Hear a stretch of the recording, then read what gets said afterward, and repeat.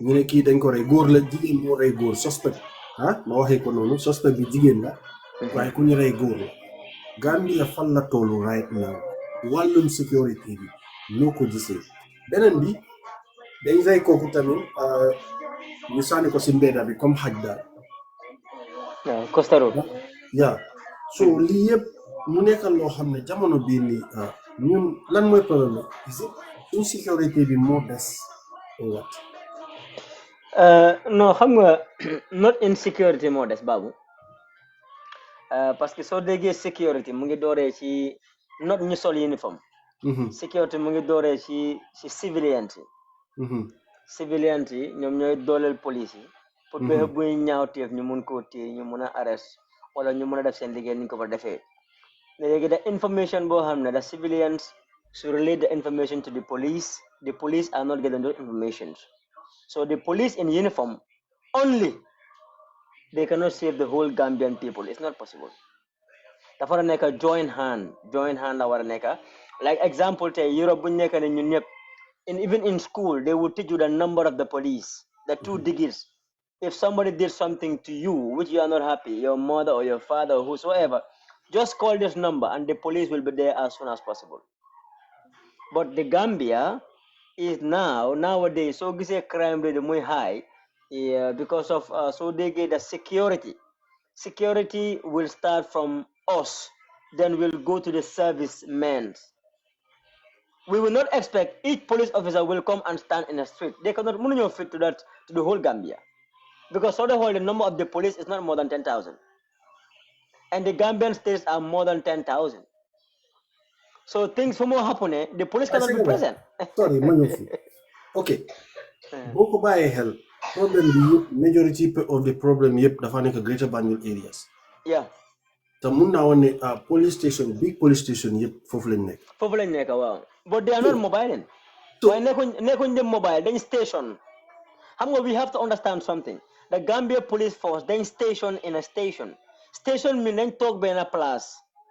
They are not provided with vehicles which they will do in their daily, both day and night, like in outside countries, in Senegal or in other countries. You will see the police both day and night. They will be going up and down, up and down. So that thing will make the crime rate will go down. But the problem is the Gambia Police Force, they are stationed. They only sit and wait for the case to be reported and they will act. And most of them are late. So whose fault is that? That's the fault of the government. It's not the fault of the society, neither be the fault of the servicemen, but the fault of the government. Because the society, they trusted the government and hand over the whole nation to him for protection, accommodation, security, and everything. So the government is the responsibility of the government to provide, because you will not expect a police officer to call you here, Babu, can you please buy something for me? Can you please buy me a material like spray or something? No, you will not do that. We expect the government to purchase money from the Gambian budget and to buy those items and supply it to the police so that they can do their job. So the government of the Gambia, who put them there? The Gambian people. It's the Gambian people. But they are not mobile. They are stationed. Nowadays, the police officers we have, they are not vigilant. We have to understand that. Babu, in my days, man don't talk in a station. Man, I like going out. Does not affect me even here where I'm living here. Put my talks a problem la. Man, suma talk at home I want to sleep. Dama ko mean when I was in the Gambia. Both day and night, nan ataya duga si dekabi. Di wur, man dama dan dacc ci kesu bari may ko yo Banjul. Diko yobu to many stations. Duma dan come to the hard cases. Okay. So that means the intelligence of the service is not functioning. Because the intelligence should at least discover a threat or a crime before the crime will occur. Like man suma rombe magis ñaari nit ñu ngi taxaw and come on, they are arguing and the argument is going tough. As a police officer, I will intervene. Yeah. I will not sit because they can kill each other. So man, some of that movement and meet that issue and stop that issue and separate them, I have prevented a crime. I will not sit at the station and allow them to argue at the end that temper will come up and they will end up killing each other. Then I will go. That's not a crime prevention. That's a prevention of crime. Modamada always there's a prevention of crime and crime prevention. To act before the crime or to act after the crime. These are the things. Okay, balaa maa dem ndeysaan suñ former président bi ñu ngi ko wax happy belated birthday. Zaki ñu ngi laa nuyu. Babili Mansa. Babili Mansa. Ban Babili Mansa. Yeah, okay. ma ñëw si moom saytam bi tuuti. ñu gis nañ ne woon moom time am di nga wax ne xëy na external attaque yi lañ dee am. su ma waxee external moo nekk ne comme nit yi jógee fële ñu bugg a attaque border yeeg or stuff like that waaye internal pour nga dinga façon boobu noonu man daal xanaa mu nekk accidental comme dara happen accident nii waaye right now ñu gis nañ ne loolu yëpp dafa mel ni su fekkoon ne time boobu dañ ko triple xam ma naka laa ko waxee sax dafa more than double at this moment dañ ko triple understand nga so is it that this government because ñoom soo leen buggee gis rek na xamal ne parti moo am si la ñoo bëgg a ekkati seen baga but they have responsibility duñ ko def lan moo tax ñu teg leen foofu noonu duñ ko def ma ñëw si seen IGP bi ñun is it that dafa mel ni dañ jógee from the frying pan to fire. Yes, serious. So because he haven't done anything yet. Because mom right now is more than 2 months or 3 months. Yeah, almost. So still now things are getting worse. Where are we heading to? Yeah, but the issue is, let me tell you something, Babu. This people like Landin Bojang, people like Landin Bojang are very good ground workers. Today, so I'm on the IGP being Landin Bojang. Landin Bojang is very good in operations. Is very good in operations. He's just taking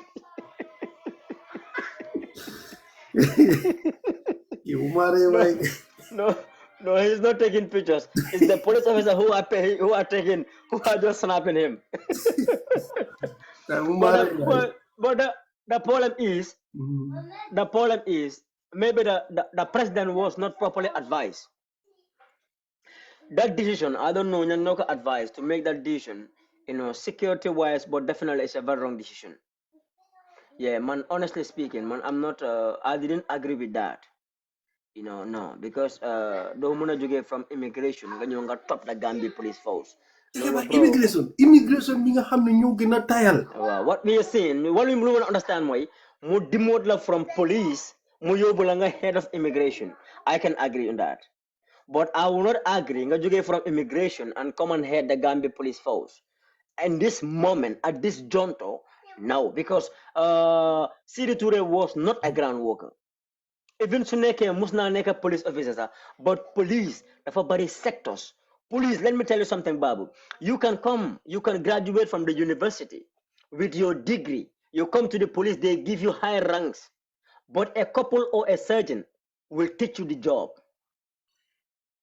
Because Nyun Gambia, we only focus on learning. Then they janga paper. We only learn papers. Nyun Gambia, then they janga professions. By university, from nursing school by university, you only learn on papers.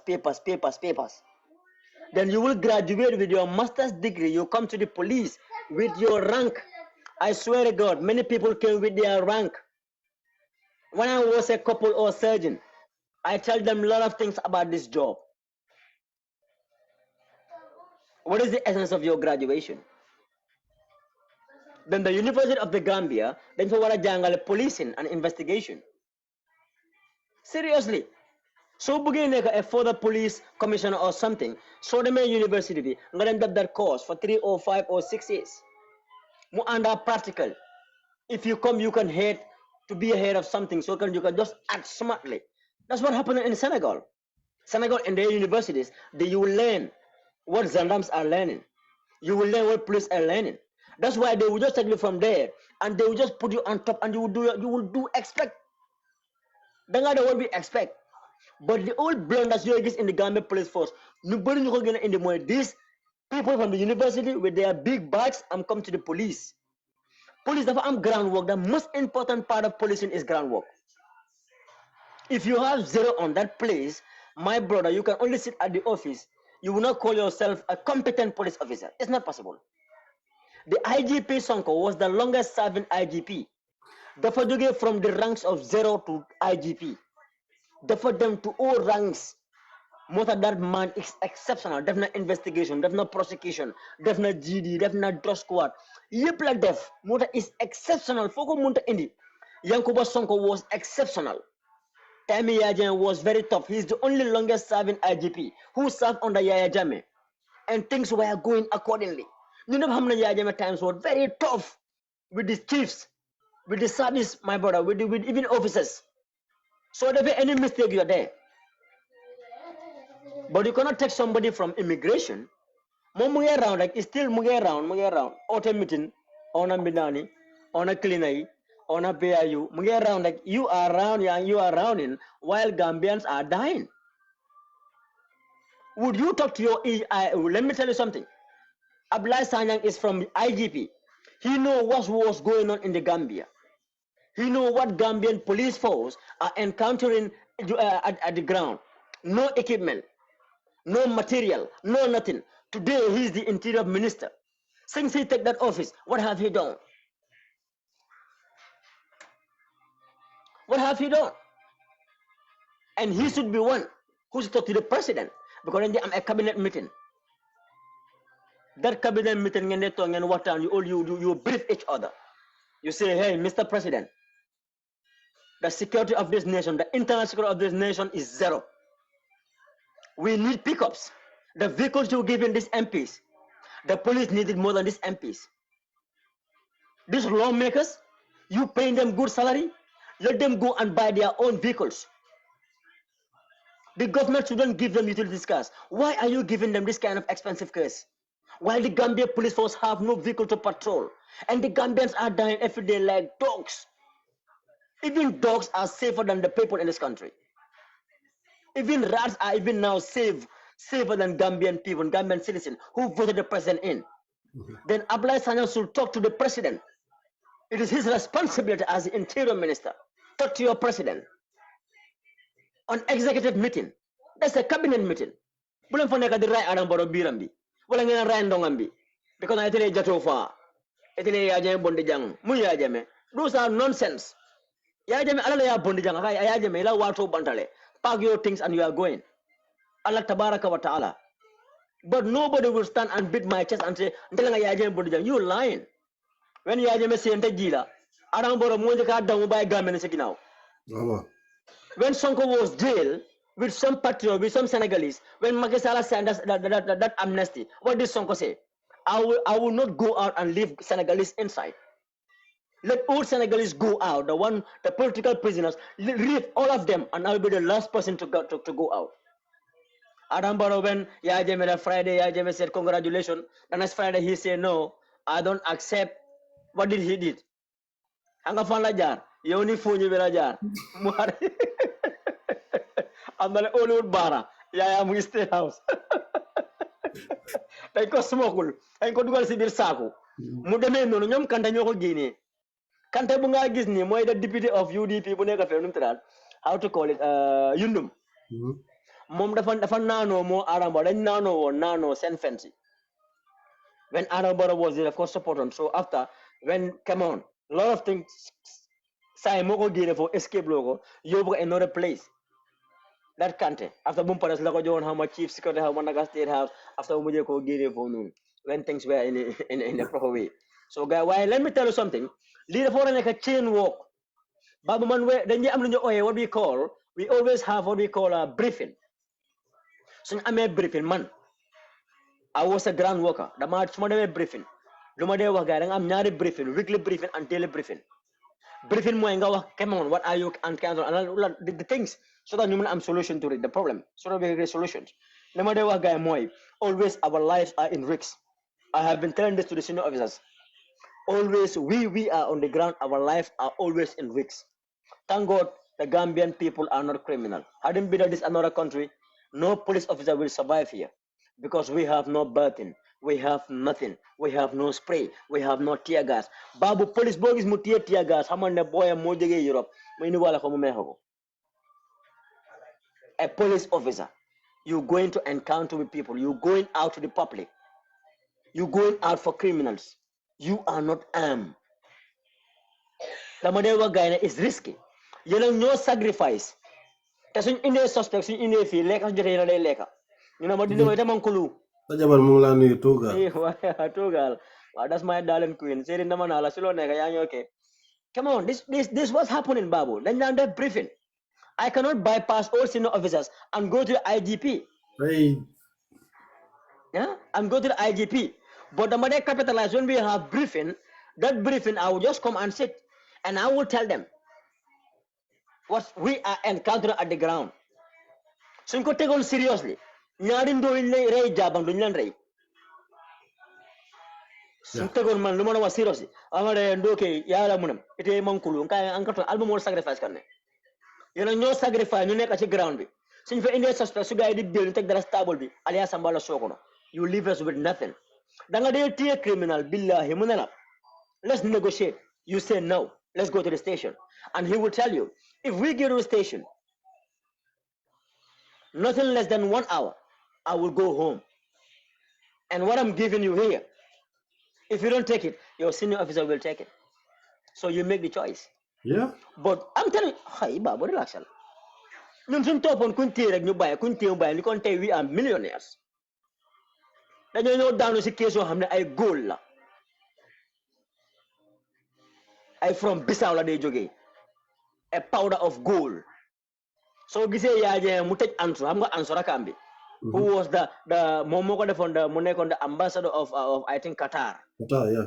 Legi yaje bumbuga the business with how to call it? I think Guinea la. Guinea no Mali. Gum. Mali gum. More Mali as an embodied business goal. So all over can Muritres answer from how to call it Qatar. Munyo pur answer mu head of that business. Non den bay ya jame gene goal me tek ko ci table bi. Xam nga luñ fa tek? Powder lañ fa tek. Powder a powder of a goal. Ya la golo beta ya bi da nyamala. Mota mu té answer. Ak another person buguma ko name because I'm ko respect suma wayla suma ko tola. Amena atay kiram. Those people were jailed. Soon after then again, we investigate them, and after they were jailed, Anto say he will not talk. Anto Jamme. But when Anto pass away in the Gambia, Yaya is at Equator again. He said we have to investigate. What are you going to investigate? Because the death of Anto, mom, there's a foul play. Yang Dora feel na sambokala. When boom day, why boom do nga test ko be market.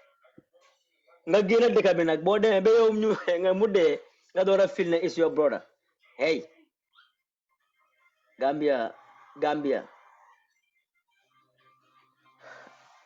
it is the fault of the government because the nitrogen cycle la chain of work la boy chain of work moy the police the Gambian citizen and the government mo nek in between. The Gambian people, they entrusted the whole Gambia to the government. And the government mu nyan la trust mom mu teg len fa as senior officers, as Minister of Interior and all those things. So those people nak ñom ñoo nek di oversee the police. But hadn't been I'm the Minister of Interior, I will not spend 1 week. Adam Barrow will send me out, will sack me. Because our first meeting, he will sack me. I swear to God.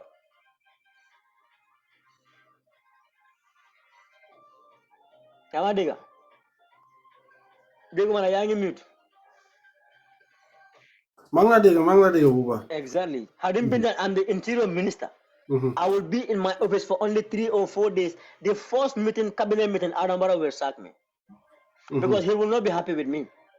Silimoko was about security. Ama yang don't want a AU summit be.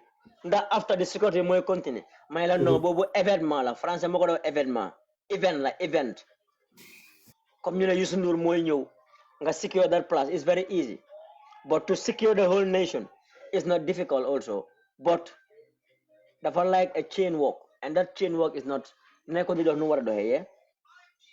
Yeah.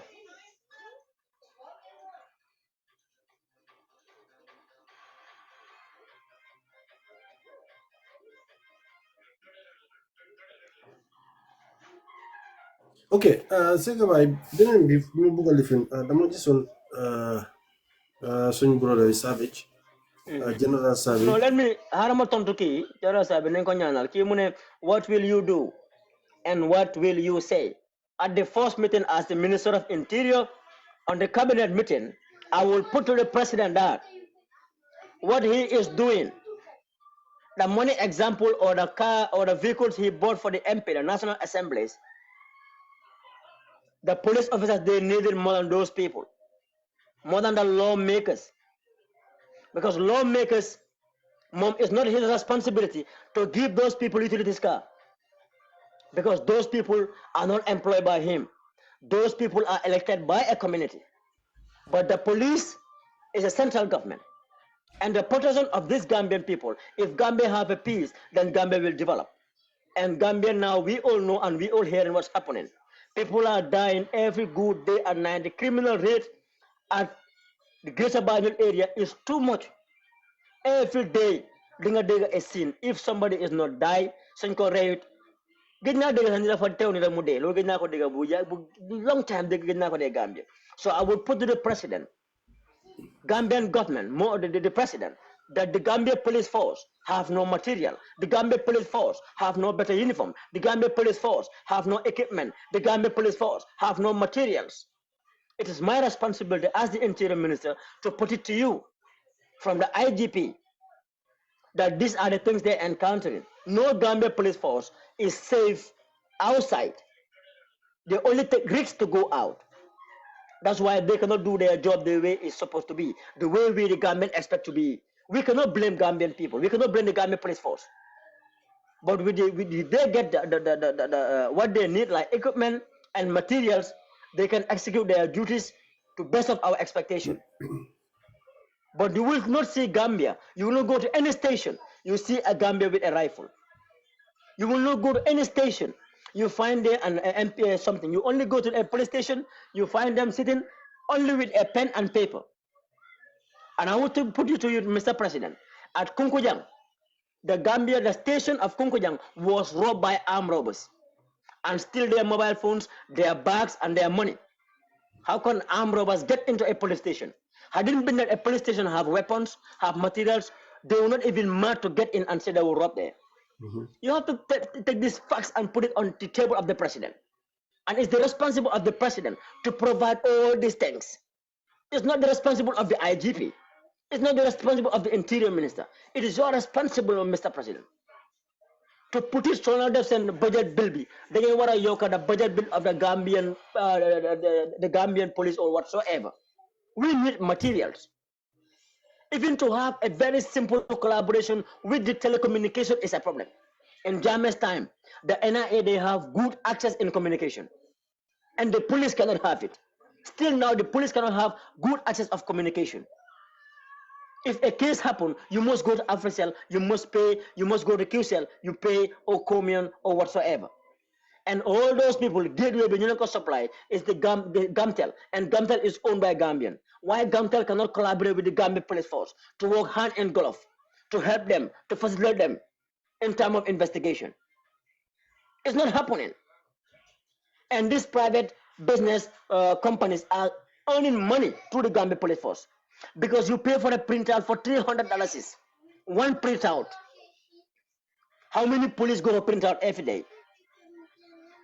No record. Why we don't have that access? You will not have that here in Europe. You will not go to Senegal and get that. The police will not go and just and queue at official for a printout. You will not see it in Senegal. You will not see it in Europe. And it's happening in the Gambia. All these things, IGP or the Interior should put it to the president. Either Mubugako or Bugo, so near Mudahala. But why the circumstances you have, Gambia security you encounter. The billion bangi you, the one billion those officers. What can they do? You expect them to work every day? They cannot walk from home to office and walk and go and patrol, food patrol. They cannot do it. At least every station will have 2 vehicles. Yeah. At least. Pickup is how much? 800,000 you can have a pickup. We bought a pickup by ourselves at the major crime. We investigate a case. Bena jang hamo sa millions.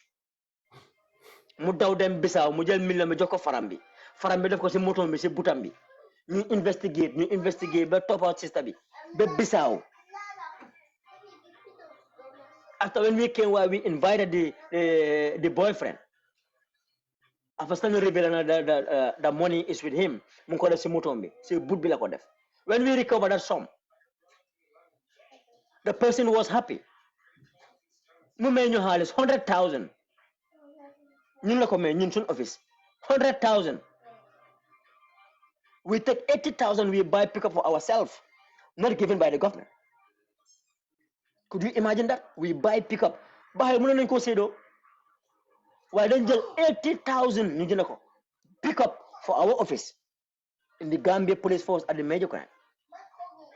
So pickup serut and motoyum is we are saying 2.5 million. So you estimate how many 80,000 are in 2.5 million? You can count it. Bena motobuneka. Nyata motola johe. Ngawarko murobuneka 2.5 million. So come multiply is how many millions? Those millions, how many 80,000 are in there to get a pickup? Then every station must have 2 pickups so that they can be patrolling within their community. So they can kuna jamanda. I'm 2 pickup. You buy 3 or 5 or 6 offices. The other officer will go with will patrol within Larakuna Jaman, not even go to the whole Gambia. Within Larakuna Jaman, Bunung will patrol in the morning, in the afternoon, at night. The more they patrol, that is a threat to the criminals. Then a boy, if you because boy, minimize the crime. That's what bulldozer was doing. That's what operation was doing. Yajames era. Bulldozer will just go and patrol. So like say, I'm suspicious mind, they stop you. Ask you, even both day and night. That's how they come across with many criminals. Then you're not going with our ID card. Good no again. But you're not going bulldozer in my arrest. Then the crime rate goes down. But some a police station, take a material that cannot munta minimize the crime rate. It's not possible, bro. The criminals know I will do my things and go. What will happen? Before you rush to the police officer and report before they will come, Mama, you Casamas and Gambia is only $50. You get out of Gambia, nobody will trace you. You go to Bara or Senegal, someone not jail time for the ferry about. But to go to Casamas, not in less than how many? $50 is you are out. Who will arrest you? The police have no communication. Even the police in Serakunda don't have the number of police of Sebanor before calling. Among that cooperation, there is no numbers between the police, which you will die and get many police officers. Babu is on the run. Among Gambia. How can you expect to, come on, somebody commit a crime that you arrest that person? It's not possible. For about 20 years, if those people put in place, my friend, I'm sorry. Somebody, okay, Babu has committed crime in Bundung. Babu is on the way around going to Casamas. I will not be, Ben number I'm call Sibanor or any other or even at the border to call and give your details. There's somebody come and call Babu Kuyate. Babu Kuyate is a little bit short. Babu is fair in complexion. Babu so and so and so. So I cannot give those information to the police at the border. You find that they are Babu you as a suspect. You take 200 from the money you steal. You give them project and thank you very much, man, boy. And you boy. Boy, Jerry man, thank you, boy. Kira pa bad boy. 2 idol nyo boy. Feka yang ida musibah pure gambe yang gina. Very sad. More than the war sad. Could you do control? Could you do control? And the So I funniest thing, expect you Monica, to be new control. It's not possible. seen njiit yi koo gis ñu ngi oto moto boo xam ne dañ fa bind police ñu ngi dawal loolu ñoom seen bopp while the station have no car. Absolutely. America, my brother. Then we have a garage. We have fuel. But so I'm a garage. Put motor siya hanyu ko jagan nga am fuel. Ta amulo moto. Anong dyan yung garage? Garage ba ginaw KMC? Then I'm fuel tank. I'm filters. I'm garage for police vehicles. But if there is no vehicles, what is the engineering of that garage? It have no use, my brother. Okay. A second, by very important thing, Monica, the Majis General Savage, who post Nigerian send military academy. It's like, I don't know whether Nakarako has an academy or whatever, but Al Hale, just 11, 10, 11, 14, 15, 16, you know, right? You train a guy everything with the discipline, with everything. Funga na ñooñu suñ demee ba take over seriously. ñooñu suñ demee ba take over seriously. They are professional. Foogu noonu ñooñu duñ def 100% plus. No, they are professional. Babu, if you have a son and you want your son to succeed, then go prepare in the early stage. Yeah. You will know where your son until your son be grown man with beards and everything about go train. It's not possible. That's a failure. New Gambia, they cannot have that. They even focus on that. Woman Nigeria, but go to Senegal. Senegal, they have it. You will see these young people graduating. They graduate with their bachelors in policing, in gendarmes, young police officers. Because you will learn it, how to handle things. You will learn it academically.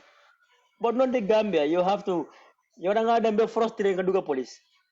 We don't respect it. We Gambian, we have to be honest to ourselves. We only talk about police when there is something negative happen. Yeah. We don't value police. No digal. You useless, no they do police. You fail, no they do police. Ñun Gambian ñoko dañ ka wax ñun Gambian tay ñu ngi soxla police yi nonu ñew ar sun bakken ak sun alel. Te yow pare puyaabuloo police boobu noonu pare pereewuloo ko police boobu noonu dafa nekk ko xam ne dafa toog ba moom xelam try na ba sonna Europe mënta possible or whatsoever try nekk doxut mu ñëw dugal service dama ci dugal rek pour am xaalis den li nga expect mënuma la koo jox su fekkee rek ma prepare in an early stage dem si schools talk about with people talk about with students explain them what policing is all about. Let me tell you one example, Babu. Gambia for da nga day gis zebra crossing. Dama ci school ndax xale xam na luy zebra crossing. Zebra crossing. Xamuñ ko. What is Gambia? Xam nga lu ñu am sleeping police. Waaw sleeping police buy nelaw rek. Léegi da sleeping police is to vehicle not to rush. But what about where Gambia la nga gis nit ko mu ngi génn ci kër mu cross nu ko neexee nit ki sax mu fan la war a crossé. For example, Sukuta Jabang traffic light, yon bu es bobu non dama ko wax ñi di wan ne yon bi parewut waye su fekkon ne man fa tek I would tell my journalist to make a video from turntable be Sukuta Jabang traffic that di nga gis ben sleeping police sa wat ta fofu is the most dangerous place. The most dangerous. But fofu nonu there is no speed limit, no traffic sign, nothing. How much legi nak? Because Babu Gambia do lay gis zebra crossing. Gambia sañu bari xamuñ zebra crossing. No. Xam nga lu ñam ma ñëw rek jaala. Fu ma génné mun na jaala. Xamuñ zebra crossing, we don't know. Even traffic lights ñu bari they are not used to it. So la jay guy the sign of the red, the sign of the yellow, the sign of the green, they will not tell you. You know, go banner per banner. Because we never go to this driving school, no. We never talk and we give money to the agents. They will bring license to our house. And we start driving, Babu. And we start driving. That's what happening. But the Gambian government now should encourage the young ones in terms of security. That's in the whole world. Encourage the young ones. Explain to them in the early stage. Go to the junior schools. They're a little bit matured. Primary school, where they are not yet matured, but junior school, before going to high school, go and talk to them. Have lessons with them. What is security? What is policing? What is a soldier? In Gambia, we have sectors. We have the prison aside. We have fire service aside. We have the police, the immigration. If you go to other countries, as a police, and you'll be rotating all. You'll be doing all. This is fire service. Then you want to join with medic. Then you want to learn about medic, about what we call, yes? Very important. Then you want to have first aid. Why fire service, New Gambia is only to suffer a ping-pong, empty tank. You got a tent, dimba, or empty tank. Angata, Gioni, Kodabi Banda. Namanke, Moni Alan Comedy, Namanke, seniority, Kodaka Banda. Yeah. Koda killing for me along Gambia, Gambia, fire service, all the Alpha, and then Monson. Muslim Gambia. No Muslim, the people, fireman, Kuma Tamponiamaton, people, fireman, Kuma Tampon, Yemi Melayon, when you tell empty tank. Then you exhibit for Fupsa, Mr. Dissolve Bahane. Then you are a janga, Nyom, then you are a janga, first aid. Shouldn't need the fat down to move home. Can work all. Fire service, no one new, respond to me. No Mulandika prepare for you, Breslopetandi. So I'm as a Kirko and from Malays. Some don't be home, call this number 131. 8 fire service. Oh, yes, fire service. Yes, we are at Bundung around Bidigayasin. My daughter or my son has collapsed. Okay, we are coming. Boom, in seconds. They will just come. Don't touch it. They have to learn first aid. They will prepare that guy. You EPCO. You do send Murray. I'm pump, I'm gas, I'm everything, I'm bed. They will rush you to the nearest hospital and give details. What had they checked? That's what happened here. Why you're sending mu collapse in the Gambia? Yo balanga gina be am taxi be di ñoo be ngena waxale 200 300 400 yokal wañul yokal ki dena. Yeah.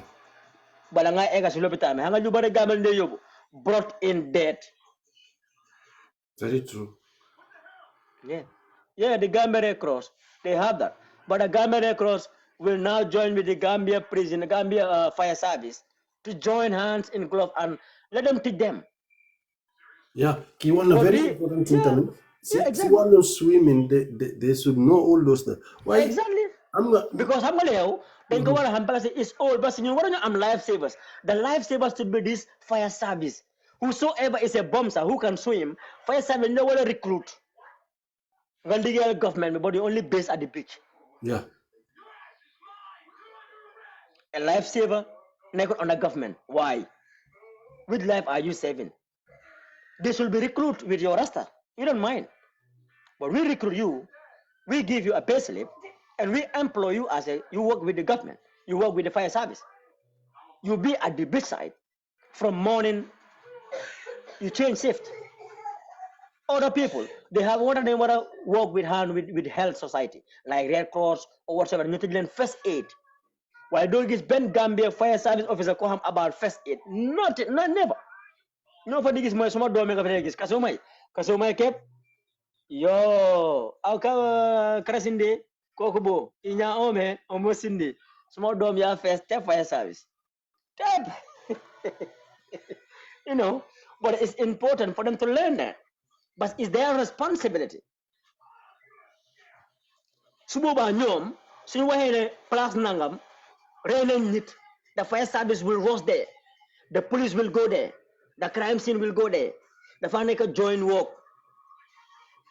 The fire service can even build their report to tell them the cause of what happened. Either jam or something. They will brief the police so the police can know where to start their investigation. But the very sad Gambia, a police scene will happen, they will start coming and asking people, what is the nature of the dead? Then korey, and then go fake a mutida, ag paka, aglan, ag or what? No. But fire service, they don't want to endorse kind of things. You work hand in glove with the police. If something happened, they will only rush there. They will rush there. If they rush, I'm the first hand information. No demand the police. Mora Senegal nga diga ñu ne support pompier. So ñu fi France tamit même chose la.